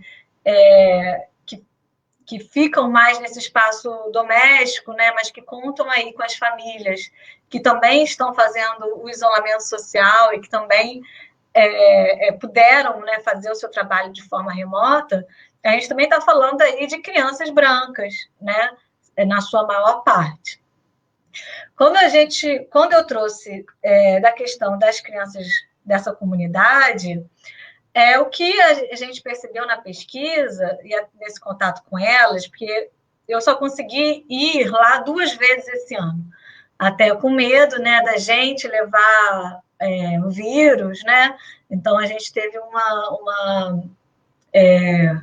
uma preocupação de manter o contato, né, pelas redes sociais, de estabelecer um vínculo, mas também da gente não continuar, até porque a universidade suspendeu as aulas. Eu também não, uma preocupação de expor os nossos alunos, né, de iniciação científica, nesse deslocamento. A UF suspendeu o transporte, enfim, uma série de questões que inviabilizam a gente também a estar frequentando, né, mantendo as atividades como a gente fazia quinzenalmente nessa comunidade. Então, eu fui lá 2 vezes, né, nesse ano, e uma primeira vez foi antes da pandemia, em fevereiro, março, né, depois veio a pandemia e voltei agora, recentemente, deve ter um mês, que eu estive lá. Quando começaram também a baixar, né, os índices de contaminação e liberar mais o deslocamento. E para mim gerou esse estranhamento, né, de todos nós termos vivido tantas coisas, né, nesses 7 meses que passaram, e lá a vida continua nesse normal, como eu vou dizer, o normal no sentido de que as crianças continuam brincando nas ruas, continuam soltando pipa, jogando bola, pique-pega, enfim, as atividades, as brincadeiras infantis. As adolescentes continuam se reunindo na casa uma das outras para ver televisão, né? E o que eu senti de mais forte na fala das crianças e dos adolescentes foi, assim, as adolescentes, aquela coisa entediada, né? Um tédio de não fazer nada, de não ter nada para fazer, né? E da saudade da escola, de encontrar os amigos, de poder sair, que também era um momento que elas estavam começando a frequentar, né, a praça, que estavam começando a ir no açaí, a fazer algumas atividades assim, né, de explorar o espaço público, né? E aí elas mais limitadas ao espaço da própria comunidade mesmo, né? E falando muito assim, eu faço as apostilas, eu tenho dificuldade, dessa queixa, né, assim, de não ter apoio, e uma sensação, elas me trouxeram assim, uma sensação de abandono, né, assim, não tem nada para fazer, não, a escola não está funcionando, só volta ano que vem, né, a prefeitura já tinha dito já há muito tempo que só voltava ano que vem. Então, uma sensação assim de falta de perspectiva, né? Em relação, as adolescentes falam assim muito dessa coisa entediada. Nas jovens, assim, dessa idade, 18, 19 anos, eu vi um movimento que algumas conseguiram um auxílio emergencial e estão construindo a casa para casar, né? Então, jovens que estão no 1º, 2º ano do ensino médio, mas que aproveitaram essa oportunidade para poder casar e construir a casa na própria comunidade, né? Então, isso foi uma questão nova, né, que me surpreendeu, assim, porque a gente não imaginava que elas, né, já fossem casar, né? Mas foi diante da escola, né, que está sem essa perspectiva de retorno, né, e com essa oportunidade que elas conseguiram do auxílio emergencial, elas encaminharam aí, bom, outro lado da minha vida tem que andar, né, talvez nessa sensação de que, já que não tem trabalho, não tem escola, bom, que pelo menos aí a minha relação, né, possa se consolidar, até para assumir, né, a gente sabe que eu estou falando aqui de uma comunidade que na sua maioria também é evangélica, né, que tem toda uma repressão sobre a sexualidade.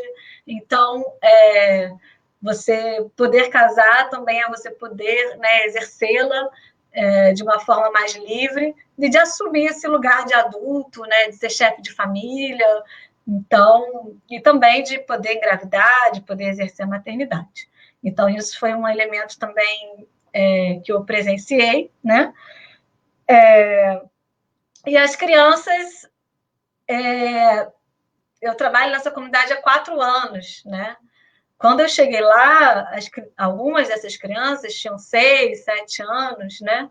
e elas estavam ali descobrindo as letras e faziam muitos desenhos de letras, e elas estavam absolutamente ali encantadas pelo mundo das letras, né? Mas com muita dificuldade de leitura, com muita dificuldade de escrita, né? E aí a gente entregou para cada criança uma foto delas participando do projeto com uma cartinha atrás, né? Um pouco para criar também esse vínculo e aproximar as crianças, né? Da gente, enfim, ter esse olhar, né, para elas. Pelo que eu percebi, né, 4 anos se passaram e as mesmas crianças, né, não aprenderam a ler, não aprenderam a escrever, né? Então, eu tive que ler algumas cartas, outros adolescentes leram para elas, e aí isso também me deu uma angústia, assim, né? No sentido dessa falência, né, da escola, né? E mais um ano sem escola, mais um ano sem aprender a ler, mais um ano, né, em que essas crianças aí vivenciam esse fracasso escolar, né? E como vai ser recuperar isso depois, né? Porque a aprovação, enfim, já está dada, né? E acho que tem que ser dada mesmo, né? Mas quando, né? Que será que a gente vai ter aí essa atenção para essas crianças que hoje têm 11, 12 anos e até hoje não sabem ler e escrever, né? Então, isso ficou como uma questão muito... Sim, fiquei muito mexida e pensando muito sobre isso também, porque a sensação que dá é que, de fato, na vida delas, o que mudou principalmente foi essa ausência da escola, né? E quais são as possibilidades de futuro que a gente está construindo, né? Quais são as perspectivas de futuro que a gente está oferecendo, né? A partir do momento em que a escola não está presente e a escola também, quando está presente, não cumpre o seu papel, né? Então, e como que isso acaba reproduzindo também um ciclo de pobreza em que a saída talvez seja essa, né? De ser mãe, engravidar, ter filho. Então, quais são as possibilidades de futuro também que a gente oferece enquanto sociedade para esses jovens, né? Bom, a Juliana também provocou, né, sobre essa questão da precariedade do ensino, né, de como que a gente pode mudar essa tragédia, da gente pensar perspectivas pós-pandemia, né? Eu não sei responder, eu confesso que eu já oscilo entre momentos mais esperançosos e momentos de descrédito total, de que alguma questão... enfim, de que a gente possa construir aí saídas, né? Porque também requer políticas públicas, requer um Estado, uma mudança de uma política mais ampla, né? Que a gente tenha uma proposta, outra de sociedade, né? Embora a gente tenha aí ações individuais, ações, né, de professores que são muito envolvidos, de jovens, de estudantes, né? Mas até que ponto também essas ações conseguem aí transformar o macro, né? Então, é algo que realmente, enfim, eu acho que não tem uma saída já pronta, é algo que a gente realmente tem que construir, e a saída, eu acho que é coletiva, né? Eu acho que essas saídas não vão se dar aí de formas individuais, e aí eu acho que o espaço da universidade também é um espaço importante para a gente refletir sobre isso e também estar junto, né, com os professores, com as crianças, com os jovens, construindo essas possibilidades, construindo essas saídas. Não saberia, né, porque também não dá uma resposta, uma vez que isso é algo a ser construído coletivamente, né, envolve aí uma implicação coletiva. Bom, acho que já falei bastante, vou deixar a Clarice falar um pouquinho, depois eu posso retomar também algumas questões. Obrigada, Bia. Então, passo agora para a Clarice. Bom, vou tentar, não sei se responder a palavra adequada, né? Vou tentar trazer alguns elementos aí, né, para contribuir, né? Bom, o que eu tentei reforçar na minha fala, né, e que a Ju fez essa síntese que eu acho que é perfeita, né, é a dimensão da solidariedade como uma dimensão que precisa ser considerada, né, quando a gente está pensando a juventude nesse contexto de pandemia, né, porque muitas vezes nossas análises, nossas pesquisas acabam reforçando, né, um lugar, né, e uma visão sobre a juventude e sobre seus territórios, né, que reforçam os sentidos de precariedade, vulnerabilidade, que ninguém está questionando aqui, discutindo que eles não são reais, é evidente que são, né? Mas eu acho que um dos papéis que a universidade tem, né, tentando já trazer alguns desses, que poderia ser uma resposta, não sei, mas acho que um dos papéis que a universidade tem é justamente, né, trazer a potência desses sujeitos, né, e a potência de seus territórios, né, que, ao meu ver, são potências criativas, são potências de resistência, são potências de reorganização, né, de si como sujeito social e dos seus próprios territórios, né. Então, eu acho que isso é um papel, né? E a universidade faz isso, né? Nos seus espaços de pesquisa, extensão, na sua própria docência, né? Especialmente quando a gente olha, né, a nossa sala de aula e vê que ela, principalmente a partir das cotas, né, ela é majoritariamente ocupada, né, por esses sujeitos, né, por esses sujeitos que vêm das periferias, que vêm de uma história, né, familiar e individual, em que muitas vezes são os primeiros, a ingressarem na universidade, né? Então, esses sujeitos nos trazem, né, as suas questões. E a universidade precisa estar aberta a isso, né? Aberta a essas novas questões, que até então ela não estava, né? Porque ela era ocupada principalmente, né, por sujeitos brancos, de classe média e etc., né? Especialmente se a gente está, talvez, no curso de serviço social menos, no curso de geografia também, né, mas se a gente fala, assim, majoritariamente dos cursos das universidades públicas, né, houve uma mudança muito importante desse perfil, né, que significou não só a possibilidade, né, de acesso a esses sujeitos à universidade, mas também coloca nós, na universidade, um desafio novo, que é trazer para o nosso campo de reflexão, de pesquisa, de ação e de docência, epistemologias, né, que não estavam sendo colocadas em debate. Né? A discussão de gênero, a discussão de raça, né, são dois exemplos que, para mim, são importantíssimos para a gente entender isso. Então, trazer esse debate para dentro da universidade é uma forma também de mostrar a potência desses sujeitos e dos seus territórios. Eu acho que a universidade precisa cumprir esse papel, que eu acho que ainda a gente está engatinhando muito nesse exercício desse papel, né? Repensar currículos, repensar práticas, repensar projetos e etc. Então, acho que isso é uma forma que a universidade tem de contribuir para isso. Além, né, claro, dos nossos projetos de extensão, de pesquisa, de etc., né?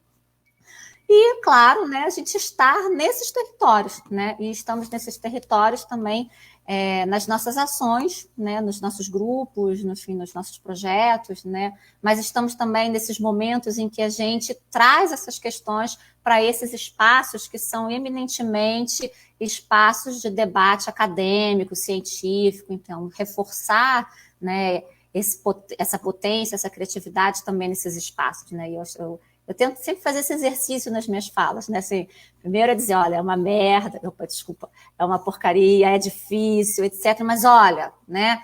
Tem outras coisas acontecendo, né? E a gente precisa estar atento a essas coisas, né? Que são as coisas que se dão na vida do cotidiano dessas pessoas, nos seus territórios, e que tem, né? Usando lá a expressão do Milton Santos, né?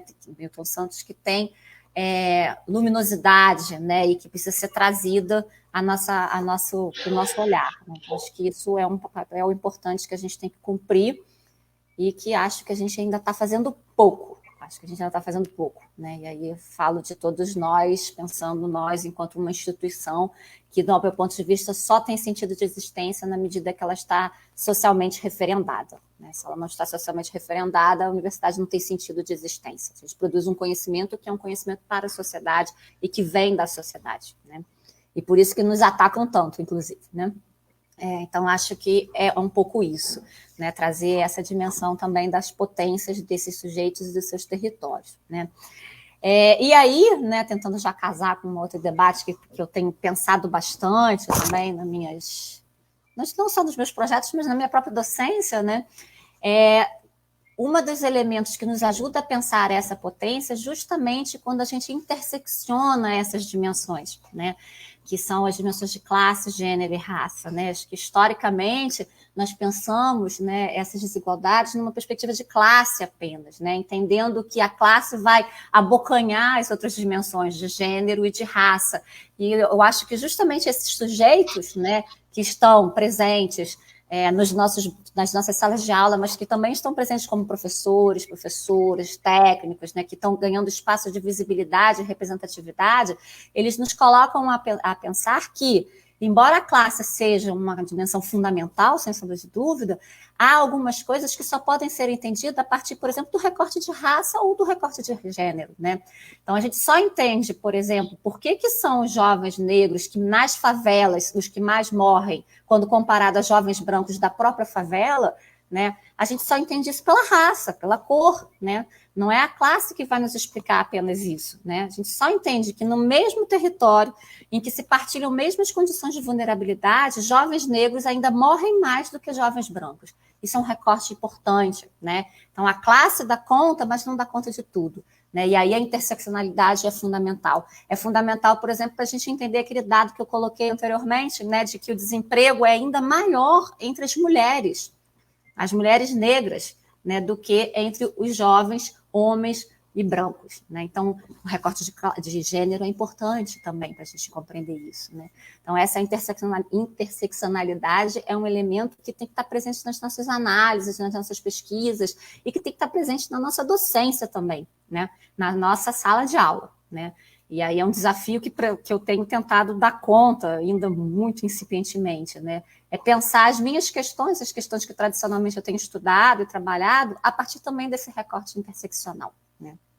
Bom, do ponto de vista, né, do discussão sobre educação, né, assim, eu vou ser sincera aqui para vocês.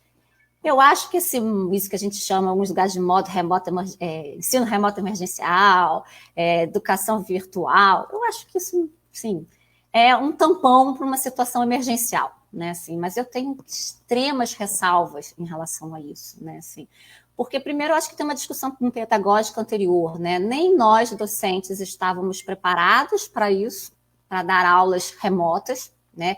Porque tem uma dimensão pedagógica que nós não fomos formados para isso, né? E nem os discentes também estão preparados, né? E para assistirem às aulas virtuais, né? E tem uma outra questão que é uma questão para mim de fundo importantíssima, né? O mundo está desabando na nossa cabeça, né? Nós estamos com medo de morrer, estamos com medo que os nossos pais morram, com medo que os nossos amigos morram, né? Enfim, perdemos o emprego, né? Perdemos as nossas perspectivas de futuro, né? Nossos filhos estão em casa, todos eles, nós temos que cuidar dos nossos doentes, dos nossos idosos, né?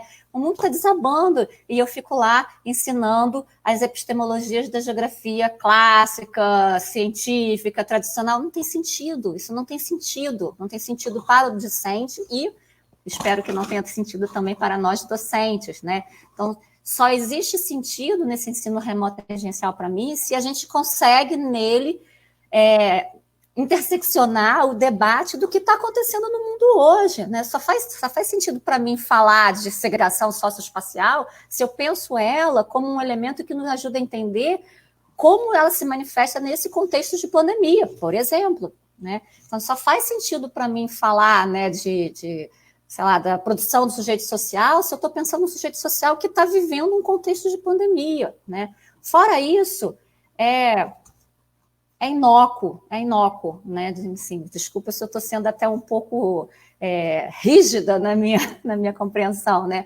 Agora, se eu estou falando isso na universidade, vocês imaginam isso numa escola pública de periferia ou de zona rural, né? Que você tem um celular para toda a família dividir, enfim, que o mundo está caindo muito mais para eles do que para nós, né? E, de repente, eles têm que aprender quais são as organelas da célula. Já não tem sentido numa vida normal isso, imagina no contexto que a gente está vivendo de pandemia, né? Ou a gente tem que aprender as características do clima subtropical. Não tem sentido algum, né? Não tem sentido nenhum para esses jovens, não tem sentido nenhum para essas crianças, né? Então, desse ponto de vista, eu acho que a gente não conseguiu responder. A verdade é que a gente não conseguiu, ensino, educação, universidade, escola, gestão, política pública, a gente não conseguiu responder aos desafios que se colocaram para a gente, né? Por uma série de questões, que eu não vou nem entrar aqui, assim, mas o fato que eu acho que a gente falhou nisso, né? E isso tem uma implicância muito forte, né? Tem uma implicância muito forte na maneira como esses jovens estão vivendo isso, né? Porque não tiveram na escola um espaço de acolhida para enfrentar esses problemas e essas questões todas que se colocaram a eles, né? Tiveram, muitas vezes, na escola um espaço para aprender as organelas da célula ou as características do clima subtropical, né? O que isso vai inferir, né, interferir na condição desses sujeitos, né? Eu acho que a gente não tem condições de falar agora, né? Mas, embora alguns elementos já nos indiquem, e a Bia mostra isso muito bem, né?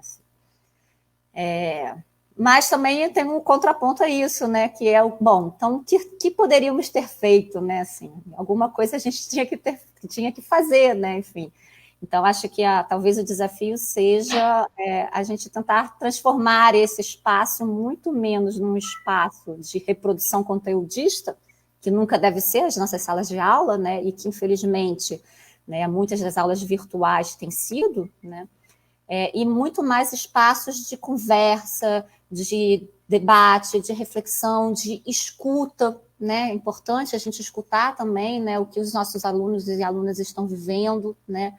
Muito mais um espaço de construção, né, de conhecimentos e saberes partilhados a partir das experiências que nós estamos vivendo hoje, nesse contexto em que o mundo está literalmente desabando sobre a nossa cabeça, né? Acho que a nossa geração aí não viveu nada semelhante a isso, né? Assim, a gente está vivendo uma experiência muito nova, muito dura, né? E que, né, é também uma experiência de morte, né? E que a gente precisa refletir sobre ela também. Enfim, vou parar aqui, tá, Ju? Gente, a gente está caminhando já para 1h46, né? A gente está sempre trabalhando com um teto de 1h30, no máximo até 2 horas. Aqui as pessoas, né, nesse debate estão aqui dando parabéns pelas contribuições, pela excelente fala, pelas excelentes colocações que vocês fizeram, né, e trouxeram para o debate. Quero, então, já, né, caminhar para o nosso encerramento, agradecendo, né, mais uma vez a participação da Beatriz, da Clarice, a participação de todos, né, que nos acompanharam e que contribuíram aqui com o debate até esse momento. Agradecer imensamente o CA novamente pelo apoio, pela assessoria técnica, né, por estar com a gente nesse momento todo, nessas lives, né, nos ajudando nesse processo. Agradecer a participação, né, dos colegas, professores, assistentes sociais, dos nossos alunos. Tivemos pessoas do Rio de Janeiro, de Alagoas, de São Paulo, Macaé, né, daqui mesmo de Campos. Então, essas lives, elas têm também nos possibilitado um pouco isso, né, chegar em lugares que a gente não chegaria presencialmente, né, apesar do desejo de fazermos presencialmente, né, de podermos nos encontrar e fazer esse debate de forma mais próxima. Espírito Santo, aqui alguém acabou de colocar aqui, né, que é do Espírito Santo. Dizer que a gente vai... Juiz de Fora, isso. Alunos meus aí que eu vi. Ai, que bom.